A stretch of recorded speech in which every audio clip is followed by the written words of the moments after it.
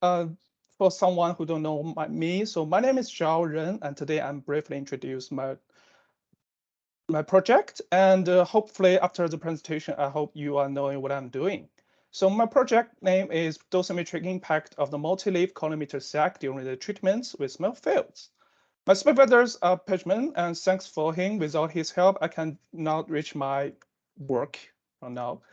So first of all, I will briefly introduce the background of my research. And actually, the MRT and VMAT technology is not widely used in the past 10 years. A report from Victoria State this year said there's a sharp increase in MRT and VMAT technology use from under 1% in 2012 to 2015 to 10% in 2016 and 16% in 2017.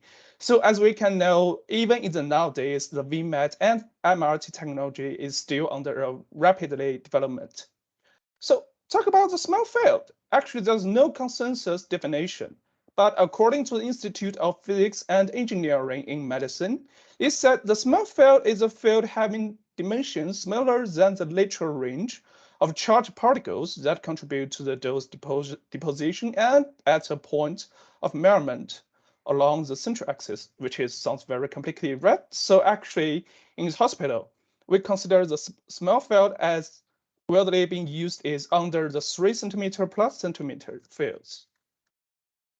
Okay, so when we talk about the dosimetric impact to the treatment planning, actually we're talking about the factors affecting the PTV margin, which includes the uncertainty of the patient positioning, mechanical uncertainty of the equipment, for example, the gantry sag, the MLC sag. So what's more, the dosimetric uncertainties, for example, the penetration of the beam. And what's more, the use of motion management techniques such as gating, imaging transfer errors from CT and simulator to the treatment unit. What's more, definitely the human factors will also influence the dose delivery to the patient. So connect to my project. When we talk about the mechanical uncertainty, actually there's a very interesting phenomenon in Benjamin's article. When they evaluating the MRT and VMAT dose accuracy, they found the volumetric measurement guide dose restriction. In this figure, they showed a 4% reduction in the target dose and a noticeable deviation error, as you can see in this picture. And at last, when they found where is wrong with their TPS modeling, they found the incorrect TPS setting for the leaf end modeling, which means the MLC offset table in the TPS set is incorrectly. And consider their conclusions, we can think the MLC sag will influence the dose delivery.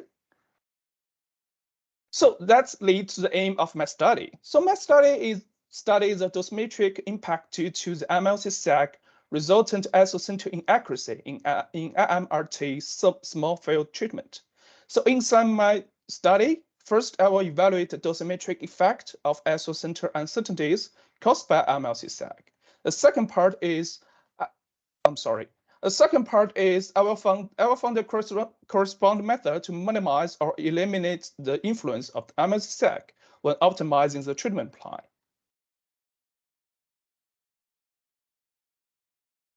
Now talk about the relevant publications. A very essential data on isocenter inaccuracy and MLC sag is Pejman and Medical Physics Research Group. They investigate 3 different companies' LINACs by using an APET-based method to investigate the gantry, the APET, and MLC carriage positional accuracy. So very fantastic work. Without their data set, we can now do the future study about the later. The second part is Million Tom. The Million Tom evaluates the impact of the linear MLC and the gantry sag in VMAT. He measures influence due to the MLC and gantry sag for the VMAT, and inside his paper, he developed a DICOM RT files beam splitting algorithm, as you can see on the right. And he also providing the evidence to support the tolerance level at 1 millimeter isocenter shift for VMAT. What's more, Broderick also did fantastic work on dosimetric impact of mechanical movements of the lean neck gantry during the treatments with small field. He investigated the dosimetric impact for the mechanical inaccuracy during the lean neck gantry movement for the VMAT plants. And also you can see on the right side, he also creates a VMAT beam splitting algorithm. And he also used a clinical valid beam simulation software, simulate the dose distributions and extract 6-plane evaluation metrics.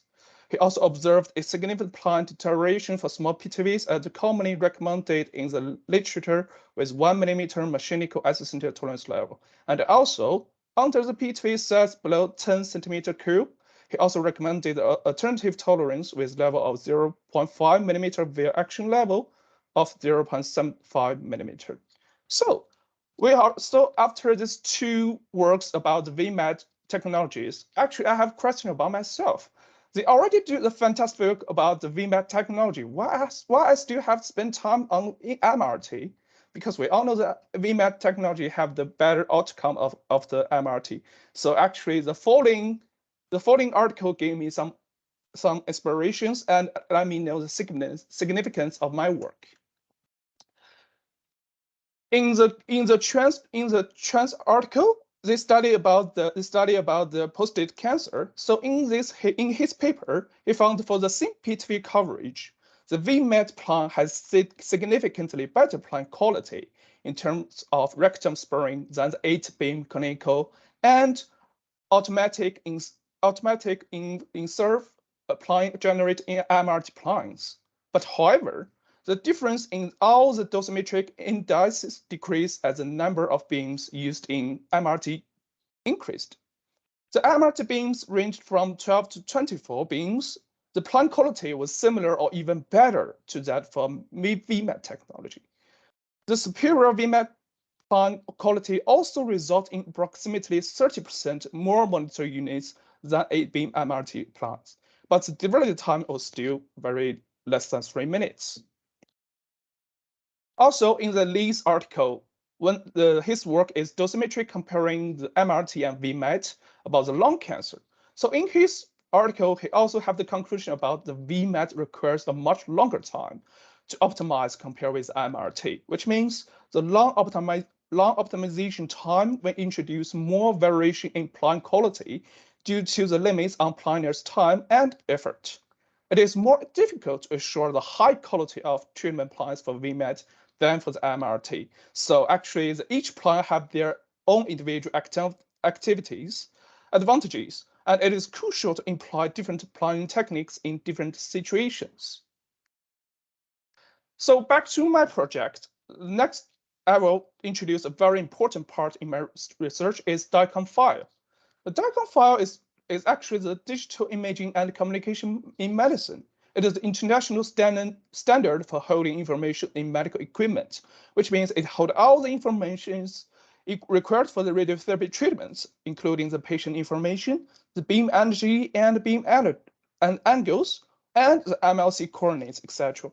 The patient with DICOM file can be treated from all over the world. It's very helpful. The second part is treatment planning system. The TPS is definitely the heart of radiation therapy in the nowadays, and it is key to improve the patient outcomes. However, the commercial software generally is a closed source due to the high safety requirements in applications. So let me introduce the MATRAD. The MATRAD is a MATLAB-based open source software, and it is developed by the German Cancer Research Center. And actually, the MATRAD is already being widely used in many researches, and even some universities use MATRAD to training their medical physics students.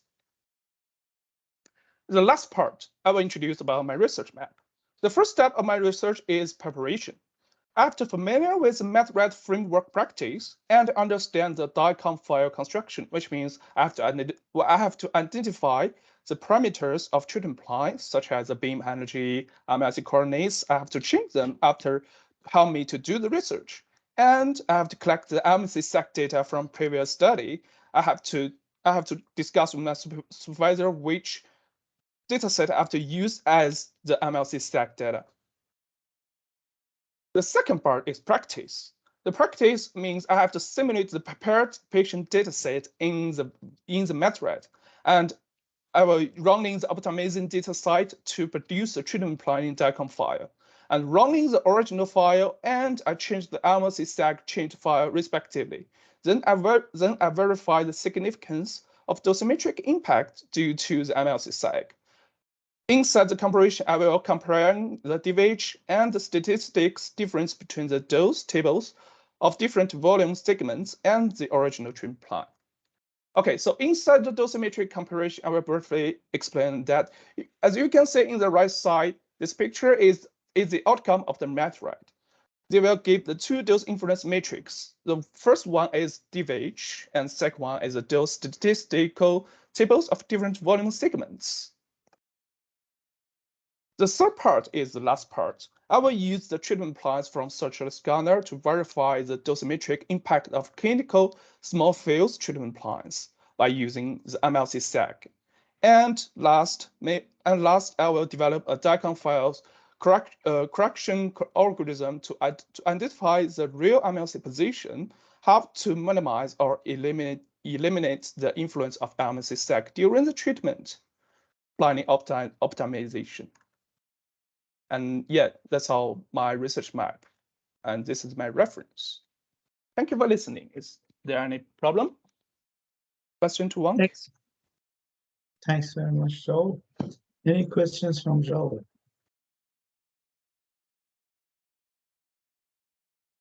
It's Michael. Sorry, me again. Good talk, Zhao. Thank you very much. This is a topic very much of interest to me, I must admit. Thank you. Question, so you talked about plans at the end. Basically, you're going to introduce changes into the DICOM file based on the MLC sag. Yeah. My question is, which plans are you going to choose and how are you going to choose those? And what do you think the effect of different collimator angles will be, considering that the collimator angle will determine how much sag there is effectively because of how much the MLC motions in the direction of gravity? Okay. Actually, the second step, I'll begin the practice. I will use the method. Actually, the angle of the beam I will choose is automatically output from the method. When I running the optimized data set, it will automatically output the DICOM file. DICOM file will contain the beam's angle, and I will use the angle and cooperation and combined with MLC sag data.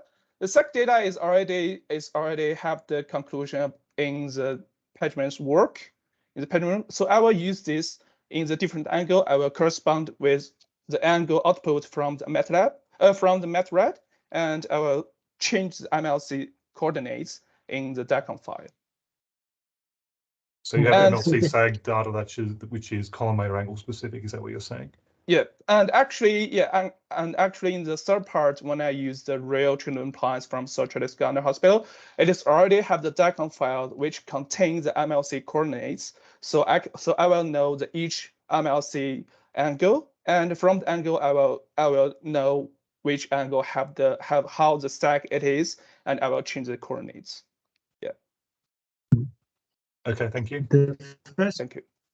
The first question Michael has was about the type of plans. So what type of plans are you going to do? Small lesions, large lesions? Do you have any? Since my project is study about the small fields, so in the second part I was doing myself in the method. I will try to use the field under the 3 centimeters, and after that in the Searcher Scanner treatment plans, I may saw what exactly that time the treatment is. I will use that fields. Yeah. Great. Any other questions from Zhao? No question? That's great. Yeah. So thank if you. you could thank you, everyone. Martin,